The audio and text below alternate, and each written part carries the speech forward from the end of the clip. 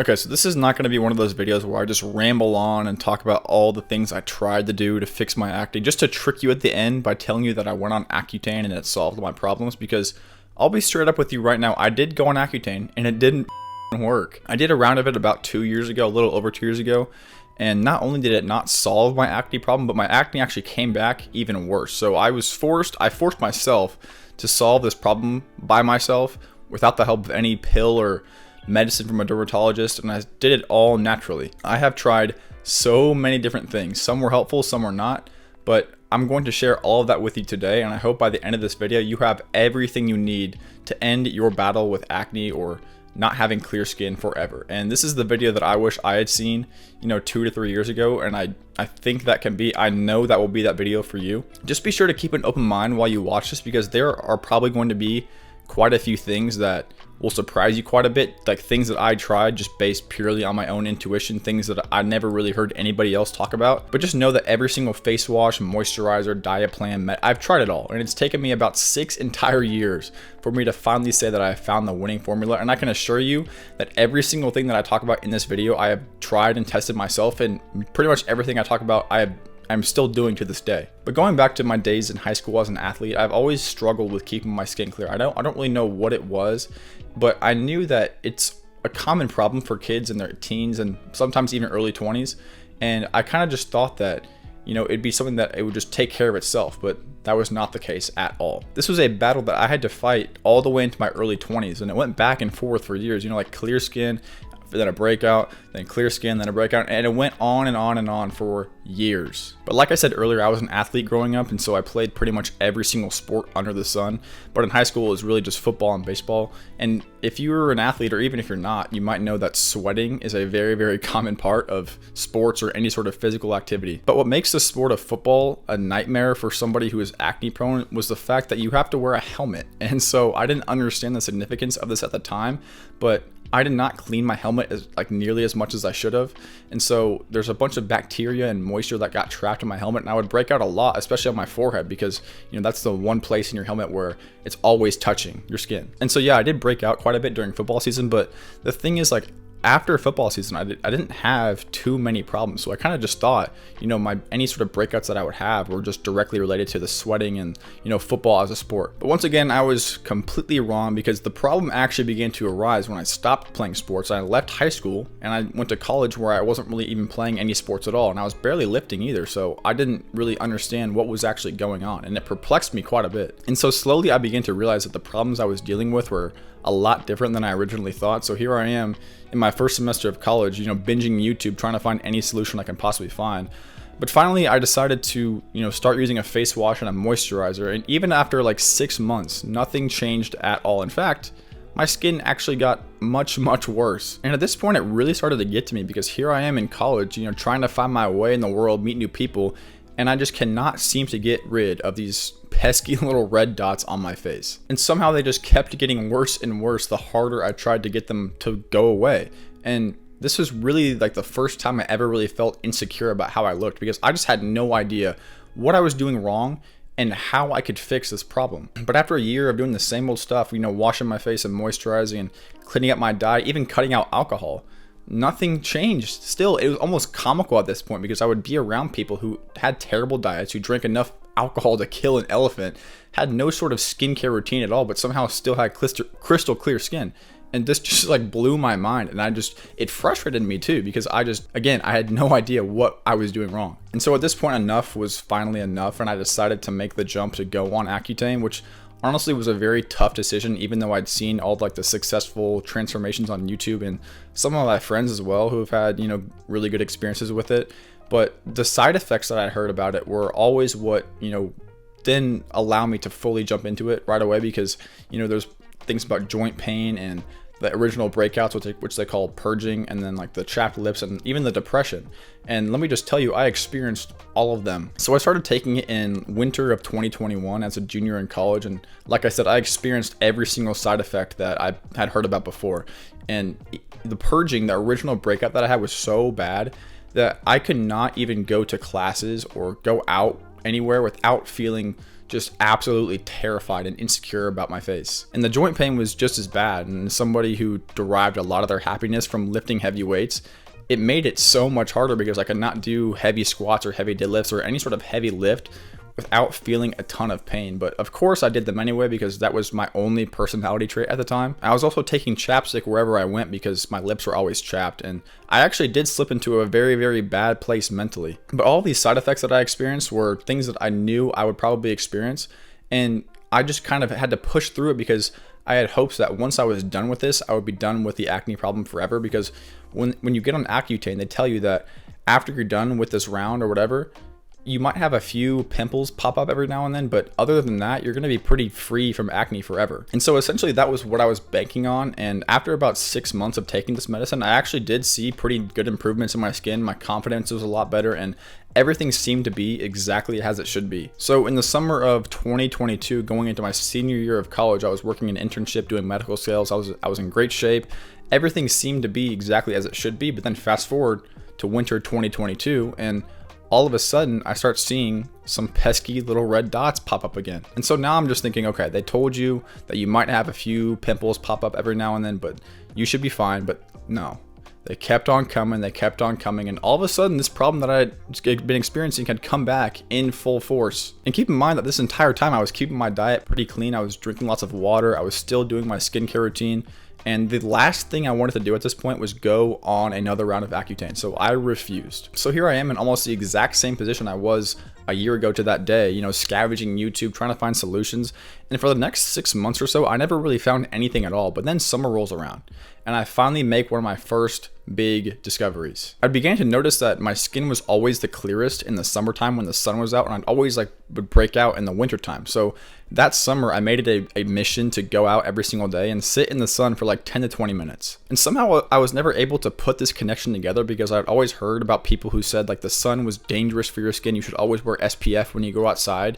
And even though I never really believed this, I never actually thought that it would help my skin to get sun. But it did tremendously. And even after just like 2 weeks of getting sunlight on my face every single day, I had already noticed a massive improvement in my skin. And even though it hadn't solved the issue completely, I knew that this was something that worked, and it worked very well. And so now I'm thinking, okay, well, the sun is great, but the sun's not going to be out all year. And that would be great, but that's not the reality of the situation. So I was like, how could I use the power of the sun when the sun is not actually out? And before I actually realized how to do this, I realized something else, which this will probably be something that surprises you quite a bit. I spoke earlier about how I was around a lot of people who had like diets that were much worse than mine, drinking very little water, drinking tons of alcohol.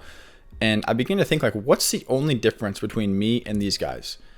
And I was like, the only difference is that I have a skincare routine and these guys don't. So what does that mean? And so I was like, every single day for 2 to 3 years, I've been using face wash and moisturizer on my skin, which not only did not help my acne problem, but it always seemed to make it much worse. And so I was like, what if, however crazy or dumb it may seem, what if I just stopped using these products? And lo and behold, after not even a week or two again, I had already noticed some massive improvements in my skin. And it makes sense if you think about it, because the ingredients in these products are not natural by any stretch of the imagination. So no wonder my skin didn't like them. And to be honest, there were some mixed emotions when I first made this second discovery, because now there was 2 things that I had found that had significantly improved the health of my skin, but they were things that if I were to tell somebody like a dermatologist that I was doing these things, they'd be like, no way, this is not gonna help. And so I was like, is everything I've been told about skincare a lie? And the short answer was yes. Again, it makes sense if you think about it, because most of these skincare businesses would not be in business if their products actually worked, right? Like maybe you'd use them for a couple months and then you should be good, right? But no. And I'm not saying that some of these face washes and moisturizers can be very helpful to some people, because maybe they are, but I just thought it was so interesting how something that I thought was the solution to my problem was part of the problem to begin with, and one of the biggest problems that I had. And this might be slightly off topic, but I noticed the exact same thing with shampoo. Like if I were to miss 1 day of washing my hair, it would get all greasy and it would feel terrible, and so like I would have to go wash it again. But if you just stop using it, your hair is going to naturally return to its normal level of oil production, because when you use shampoo, you're just stripping all that oil away, and so your body, your scalp will compensate by producing a ton of extra oil. And you might think this is weird or gross or whatever, but for the entire year of 2023, I did not use shampoo 1 time, and my hair is healthier than it ever has been ever. No, like no oil. It's just perfect. And I can't speak for women because I'm not a woman and I don't have woman hair. But if you are a man, stop using shampoo. At least try it. For the first week or two, it might feel weird since your scalp is going to continue producing all that extra oil since you've been stripping it away forever. But once your body realizes that it does not have to do that anymore, that you haven't been stripping away all this extra oil, you're going to be great. It'll be perfectly fine. And that's exactly what I noticed with my skin as well. What people don't understand is that the human body is so much smarter than we give it credit for. We think we need all these like fancy products and things that are supposed to keep ourselves healthy, but most of the time they do more harm than good. So again, if you are somebody who's struggling to get rid of their acne and you're using all these different skincare products that you think are helping, stop using them. See what happens, because the worst case scenario, your skin stays exactly where it is, but the best case scenario, which will most likely occur, is that your skin gets a lot better because you have not been putting on all of these different harmful ingredients on your face 24/7. But something else that I highly recommend if you start heading down this natural route like I did, and even if you don't stop using skincare products or you don't stop using shampoo, invest in a shower filter. And I can promise you, like, this is one of the best investments that I have ever made. Most tap water, including the water that you shower in, is nowhere near as clean as you think it is. There's all sorts of heavy metals and chemicals that somehow make their way into this water, which is pretty concerning considering this is the water that lots of people drink, bathe in, and shower in. And also keep in mind that if you take hot showers, these chemicals are going to get vaporized, and so you're going to also be inhaling them, which is not good. So a shower filter will pretty much remove all these different things before they get into your water, and it's just so worth it. One thing you're going to notice if you get one of these is that the water feels so much smoother, almost silk-like, and your skin will also be a lot less dry and a lot less itchy, which is great. And there are some fancy ones out there, but you can get a really solid one like the one I got for like 35 bucks on Amazon. So I will leave the link to that in the description. But I was talking earlier about how I was trying to figure out a way to utilize the power of the sun without actually having access to the sun. And obviously you can't completely replicate the benefits of getting sunlight, but you can get pretty close. And what I'm talking about here is the combination of the sauna and red light therapy. And there are things out there like red light saunas, which are great and they give you the best of both worlds. But these are very hard to come by, and if you're like me, you do not have access to one of those. But if you are like me, and you have access to a gym, you probably also have access to a sauna. And if you don't have access to a sauna in your gym, I would probably get a new gym because the benefits are just way too good to pass up. And not just for the health of your skin, but also for the health of your entire body. And all you have to do is sit in the sauna for like 10 to 20 minutes 3 times a week, and I promise you, you will not only notice a massive difference in how you look, how your skin looks, but also how you feel. And aside from all the benefits of sweating out the toxins in your body and healing your skin, there have also been like tons of different studies that have shown that just 3 sessions in the sauna for 20 minutes per week has led to a massive reduction in so many different heart diseases and all sorts of leading causes of death. And so even if you do have crystal clear skin right now, get in the sauna. Get your sauna sessions in because the benefits are insane. And so the sauna is like the heat aspect of the sun, but the light aspect of the sun, that is going to be red light therapy. Now, red light therapy was something that I did not start doing until like 3 to 4 months ago. And I'd seen people talk about it. I'd seen people doing it, but I was never really sure what the benefits were. I had seen people talk about how it could reduce wrinkles in people that are older. It could reduce inflammation. And then I also saw people talking about how it could reduce acne scars. And I still had, quite a few acne scars because I never really had any active pimples at the time, but I did have some redness and acne scars.